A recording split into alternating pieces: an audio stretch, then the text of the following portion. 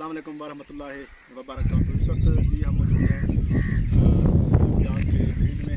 तो जो है ना वहीद खान साहब बलोच डेरा इसमाइल खान से उनकी बार बार फरमाइश थी कि जो है ना ये जो जिसको गंडेला बोलते हैं मुख्तलिफ ज़बान में, पंजाबी में इसको गंडेला बोलते हैं और इसके अलावा इसको ट्रैकिंग इसको डक बोलते हैं, मुख्तलिफ इसके नाम है। जो प्याज का बीज है ये किस तरह जो है ना तैयार किया जाता है, इस पर हमारी जो है ना डिटेल से हमने इसको बहुत लगाया 2007, 8, 6, 5, 4, 16, 15, 14 एक वक्त था हमारा बहुत ज़्यादा काम हुआ करता, फिर हम इसको छोड़ गए हैं। तो इसमें जो बहुत ज़्यादा बीमारियां आती हैं वो भी इंशाल्लाह कोशिश करूँगा कुछ अब कुछ बाद में मैं आपको इंशाल्लाह ताला गाहे पर गाहे आपसे इंशाल्लाह ताला शेयर करता रहूँगा। तो अभी इसको जो ये तकरीबन जो प्याज की फसल है ये तकरीबन तैयार होने को है, ये तकरीबन कुछ ही दिन लेगी इंशाल्लाह ताला ये तैयार हो जाएगी। तभी ये देखें आप इसका फूल पीछे भी फूल आपको नज़र आ रहा होगा। तो इसको किस तरह लगाया जाता है, कौन से माह में लगाया जाता है, ये फार्मर एक दो मरतबा लगाया तो हमारा तो एक्सपीरियंस में बहुत ज़्यादा है, बेइंतहा एक्सपीरियंस, हम इसको लगा कर छोड़ चुके हैं। तो ये जो प्याज का सीड है ये फिर बाद में इसको छटा करके पनीरी तैयार की जाती है, पनीर तैयार करना फिर इसको जो है शिफ्ट किया जाता है। ऐसे नहीं है कि बस बीज तैयार किया तो ठीक है। जो आपकी मतलूबा वैरायटी है, जो भी आपकी मतलूबा वैरायटी है आप उसको जो है ना उसका आपने प्याज ले लेना है। इस तरह अच्छे से प्याज लेने हैं, सबकी रंगत एक जैसी हो, सबका साइज एक जैसा हो, सबका कलर एक जैसा हो, वो आपने पूरे इसमें से छांट कर लेने हैं। मैं अपने जनूबी पंजाब की प्रैक्टिस की बात करता हूँ। जो हम ये करते हैं कि अच्छे इस तरह के प्याज जो है ना हम देसी जो हमारा प्याज यहाँ के मकामी प्याज है, इस तरह के प्याज ये कुछ छोटे प्याज हैं, इससे हम अच्छे मोटे मोटे प्याज ले लेते हैं। लेकिन प्याज अपने ऐसा लेना है जिसमें दो प्याज ना बन रहे हों, यानी कि दो ये एक ही प्याज है, इसमें से फिर कट आकर दो प्याज बन जाते हैं, उस तरह का अपने बीज नहीं रखना है। देसी प्याज लेना है, उसमें से अपनी छांट करनी है, छांट करने के बाद फिर आपने जो है ना इसी में जैसे ही प्याज की हार्वेस्टिंग शुरू होने वाली है तो वहाँ से आपने छांट करने के बाद मतलूबा जो आपकी बोरियाँ हैं अच्छी बोरियाँ उसमें आपने उसको रख देना है। और जैसे ही तकरीबन 7वां महीना गुजरे, इसको 8वां महीना इसको आपने 10 दिन के बाद 12 दिन के बाद जो है ना इसको आपने बोरियों को किसी छाँव पे रखना है। छाँव पर रखने के बाद आपने इसको जो है ना जो प्याज गला हुआ हो, ख़राब हो, आपने उसको निकाल लेना है, पूरी कोशिश करनी है। तकरीबन जो 10वां महीना आता है, 10वें महीने में आपने एक अच्छी और महंगा ज़मीन का इंतखाब करना है।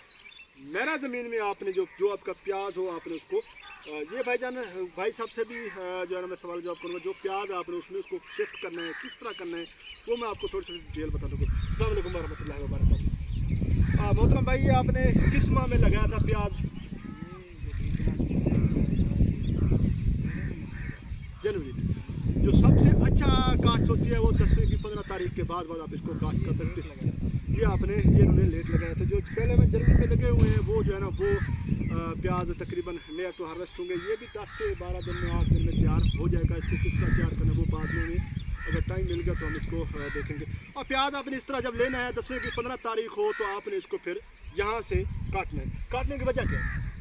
काटने की वजह जो है ना इसका जो है ना सामने से मुँह थोड़ा से इसके जो ज़्यादा निकलते हैं, इसके जो टिलर हैं, जो इसके बच्चे हैं, जो इसके कोंपले हैं वो ज़्यादा निकलते हैं। इस तरह के सिट्टे फिर ज़्यादा बनेंगे। अगर आप नहीं काटेंगे तो सिट्टे ज़्यादा बनेंगे। इस तरह से आपने इसको ऐसे काटना है। तो यहाँ से ये कम कटा हुआ है, मेरे ख्याल में ये कम कटा हुआ है। फिर हमने इसको मज़ीद ऐसे काटना है इसको।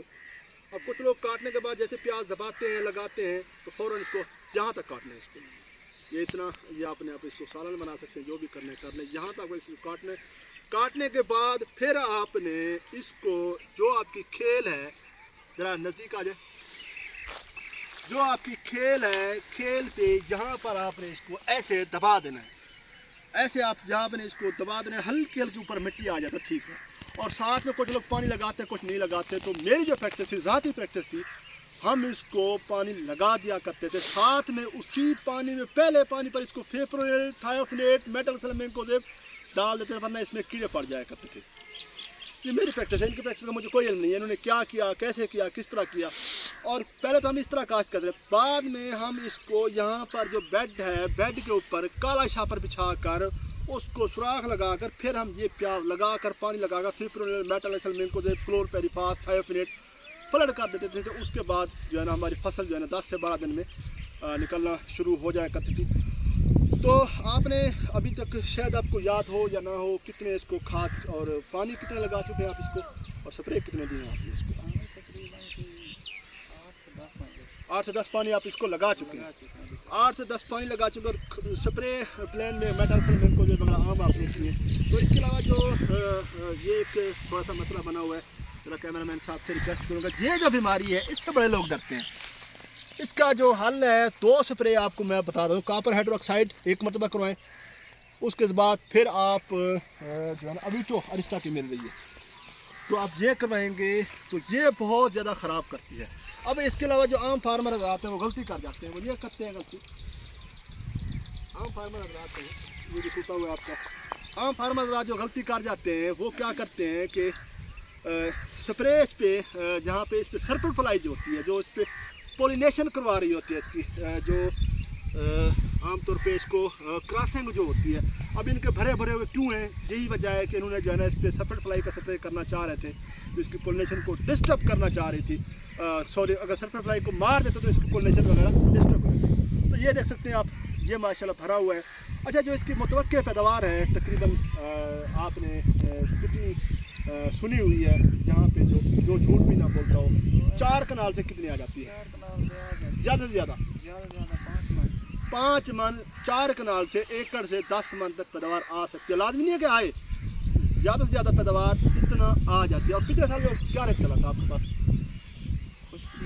खुश्क बीज का जो इसका निकला हुआ था पिछले साल का, अब इस साल का कोई पता नहीं है, अब अगले पल का भी पता नहीं है कि जिंदा है नहीं। पिछले साल प्याज यानी कि 20,000 रुपये का, यानी सॉरी 2 लाख का मन, 2 लाख का मन अगर आपकी पैदावार 10 मन आ जाए तो आपकी फसल कितने की बन गई फी एकड़ की?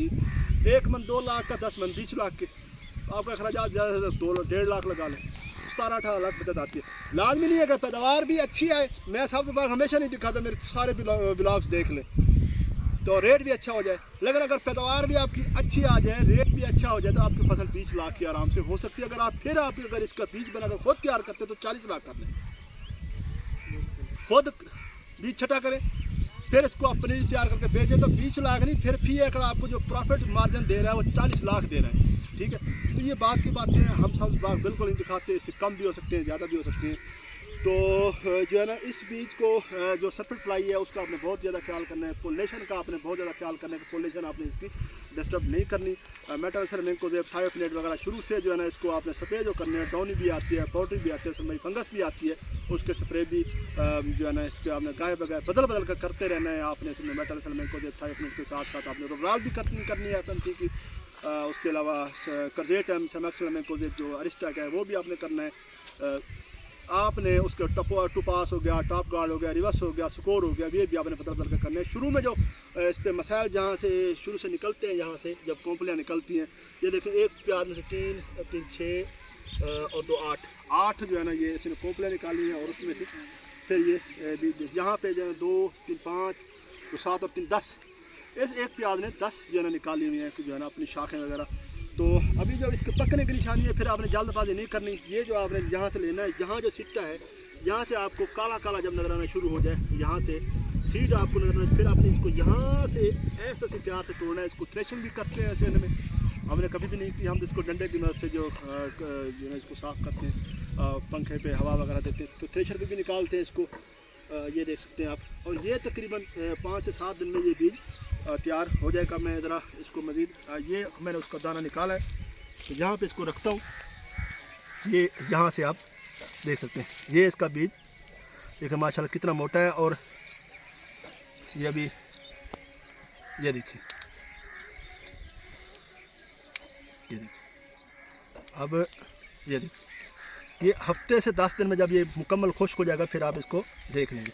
तो आपने इसमें जल्दबाजी नहीं करनी। ये इसका प्याज का बीज जो है ना, ये देख सकते हैं आप। आपने जब इसको तोड़ लेना है, जब यहाँ से हल्का हल्का दाने काले होना शुरू हो जाए, तो आपने जल्दबाजी नहीं करनी, कुछ ऐसा आपने इसको खुद ही जो है ना पीछे से जो है ना कपड़ा वगैरह बांध कर इसको यहाँ से तोड़ना है, तोड़ कर आपने इसको यहाँ नहीं तोड़ना आपने इसको, फिर ये जो है ना ये हार्वेस्ट करने में बहुत परेशानी होती है। यहाँ नहीं तोड़ना, यहाँ नहीं तोड़ना, यहाँ से चाकू और छुरी हो जो भी है यहाँ से काट लेंगे, वरना इसकी डंडलियाँ जो जितना भी आप डंडा चलाते रहेंगे, जितना भी डंडा चलाते रहेंगे, ये बिल्कुल भी जो है ना जिसको बोलते हैं चीड़ी, ये चीड़ी होती है, तो आपको भी समझ आ गई, मुझे यकीन है। आपने जब इसको जब इसकी बीज तैयार हो जाना है तो आपने इसको ऐसे पकड़ना है, यहाँ से देखना, अगर यहाँ से ऊपर बीज आपको पका हुआ नज़र आ रहा है कुछ दाने, तो आपने इसको तोड़ना है। यहाँ से फिर आपने छांटी करनी है, एकदम से ऐसे नहीं, शुरू से ही पूरी तरतीब से तोड़ना शुरू कर देना है। तो यहाँ से आपने इसको देखना है, जो पका हुआ है उसको यहाँ से ऊपर से कट करना है। इसको फिर आपने बोरी में 12 से 14 घंटे रख देना है, ज़्यादा नहीं रखना, फिर हीट हो जाता है ये।